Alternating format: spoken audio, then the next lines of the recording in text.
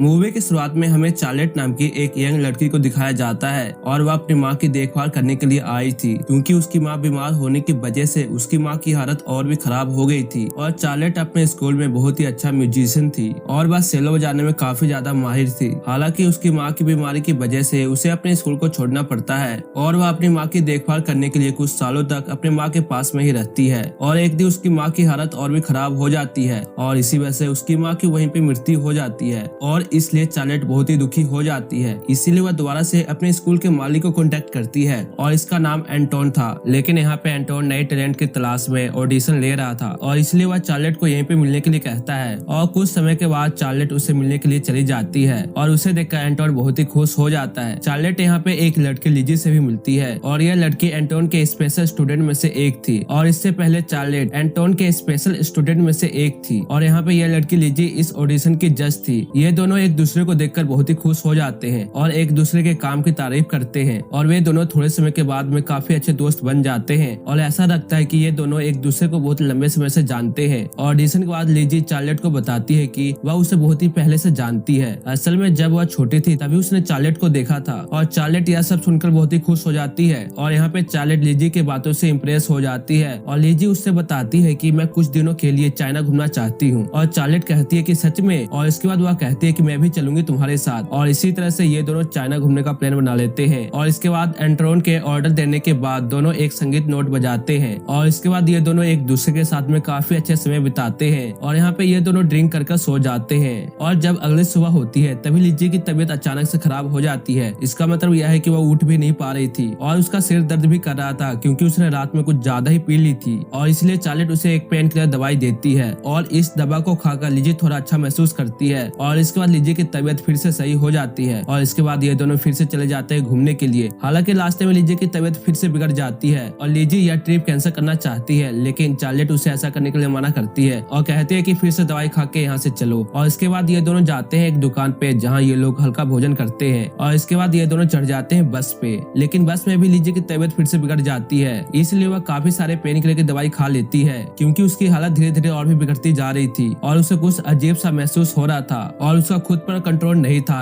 और इसी वजह से वह बस के अंदर उल्टी कर देती है। और इसकी हालत की वजह से ड्राइवर ही परेशान हो जाता है क्योंकि लिजी की वजह से उसे देर हो रही थी और इसी की वजह से उसे बस को भी साफ करना पड़ता है। और थोड़ी देर आराम करने के बाद ये दोनों फिर से चढ़ जाते हैं बस के अंदर। और अब कुछ देर बाद लिजी की तबीयत फिर से खराब हो जाती है और वह ना चाहते हुए भी बस के अंदर वह फिर से उल्टी कर देती है। और जब वह ध्यान से देखती है तो उसे पता चलता है कि उसने तो कीड़े की उल्टी की है और यह सब देखकर वह काफी ज्यादा डर जाती है और वह सोचती है कि यह सब उसके साथ में क्या हो रहा है। बस का ड्राइवर उनसे परेशान होकर उन्हें बीच रास्ते में उतार देता है और ये लोग जिस जगह पे होते हैं वह जगह काफी सुनसान थी क्योंकि वह जंगली इलाका था। और इसके बाद फिर से लिजी वहीं पर फिर से उल्टी कर देती है और वह फिर से कीड़े की उल्टी करती है और यह सब देखकर फिर से लिजी काफी ज्यादा डर जाती है और वह अपने हाथ को देखती है जिस पर बहुत ही सारे कीड़े रेंग रहे होते हैं और वह अपने हाथों से कीड़ों को हटाने की कोशिश करती है। और इसके बाद चार्लेट उसे एक चाकू देती है और उसे कहती है कि तुम्हें तो अब पता ही है कि तुम्हें अब क्या करना चाहिए। और इसके बाद लिजी बिना सोचे समझे उस नाइफ से अपने हाथ को काट देती है ताकि वह इस कीड़े से छुटकारा पा सके। और इसके तुरंत बाद ही हमें कुछ फ्लैशबैक दिखाए जाते हैं जिनसे हमें पता चलता है कि चार्लेट ने यहाँ पे जानबूझकर उसे पेन किलर की दवाई नहीं दी थी बल्कि कुछ और दवाई दे दी थी जिसकी वजह से लिजी को कीड़े की उल्टी दिखाई दे रही थी। लेकिन असल में उसने कीड़े की उल्टी नहीं की थी बल्कि इस दवाई की वजह से उसे ऐसा लग रहा था कि उसने कीड़े की उल्टी की थी और वह चार्लेट की बातों में आकर उसने अपने हाथ को भी काट दिया था। और आखिर चार्लेट ने ऐसा क्यों किया ये हमें आगे पता चलेगा। और इसके बाद हमें 3 हफ्ते के बाद का सीन दिखाया जाता है जहाँ पर लिजी एंटोन से मिलने के लिए उसके स्कूल जाती है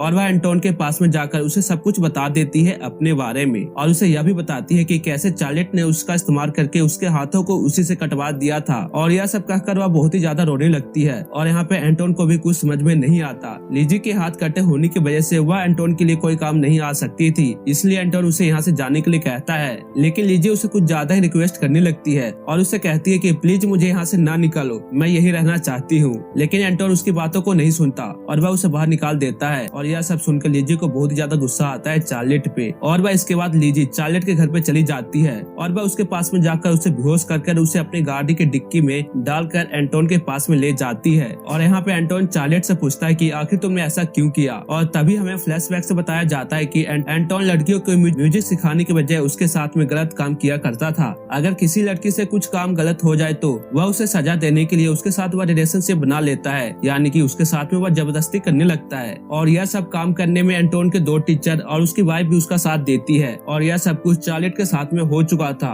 और यहाँ पे चार्लेट को पहले इतना टॉर्चर किया जाता था कि वह कुछ समय के लिए पागल हो गई थी और इसके लिए उसको कुछ समय के लिए मेंटल हॉस्पिटल में भी भेज दिया गया था। और यहाँ पे चार्लेट जानती थी कि जो मेरे साथ में हुआ है वह लिजी के साथ में भी हो सकता है, और इसीलिए चार्लेट ने लिजी को बचाने के लिए उसके हाथ को कटवा दिया था उसी से, ताकि वह एंटोन के कोई काम ना आ सके और वह उसे खुद ही अपने स्कूल से निकाल दे। और होता भी ऐसे ही है, एंटोन ने लिजी को अपने स्कूल से निकाल दिया था। और यह सब सुनकर एंटोन को बहुत ही ज्यादा गुस्सा आने लगता है और वह चार्लेट से कहता है कि मैं तुम्हें यहाँ से आजाद कर सकता हूँ, लेकिन एक शर्त है, अगर तुम मेरे लिए एक म्यूजिक नोट बजाओगे तो मैं तुम्हें यहाँ पे छोड़ दूंगा, और अगर तुमने ऐसा नहीं किया तो तुम्हें सजा मिलेगी, और अगर तुमसे कोई गलती हो गई तो वहाँ पे आने वाले एक स्टूडेंट तुम्हारी गलती की सजा उसे मिलेगी। और यह स्टूडेंट एक छोटी सी बच्ची होती है। और यहाँ पे चार्लेट बहुत ही ज्यादा कंफ्यूज हो जाती है, क्योंकि वह एंटोन के लिए कुछ भी करना नहीं चाहती थी, लेकिन उस बच्ची की वजह से वह एंटोन के लिए म्यूजिक नोट बजाने के लिए तैयार हो जाती है और वह म्यूजिक नोट बजाना शुरू कर देती है। और यहाँ पे चार्लेट बहुत ही अच्छी तरीके से म्यूजिक नोट को बजाती है, लेकिन बीच में चार्लेट से एक बहुत ही छोटी सी गलती हो जाती है और इस गलती का पता एंटोन को भी पता चल जाता है। और यह बात चार्लेट को पता चल जाती है और वह अंदर ही अंदर सोचती है कि इस गलती की वजह से एंटोन उस लड़की के साथ में क्या करेगा, लेकिन एंटोन अभी उस लड़के के साथ में कुछ नहीं करता और वह उसे यहाँ से भेज देता है। और इसके बाद एंटोन अपने दोनों टीचर और लिजी से कहता है कि तुम इसके साथ कुछ भी कर सकते हो, और जब ये चुप हो जाए और रिलैक्स हो जाए तो तुम इसे मेरे रूम में ले आना। और जब एंटोन के दोनों टीचर चार्लेट के पास में जा रहे होते हैं तभी लिजी इन दोनों से कहती है कि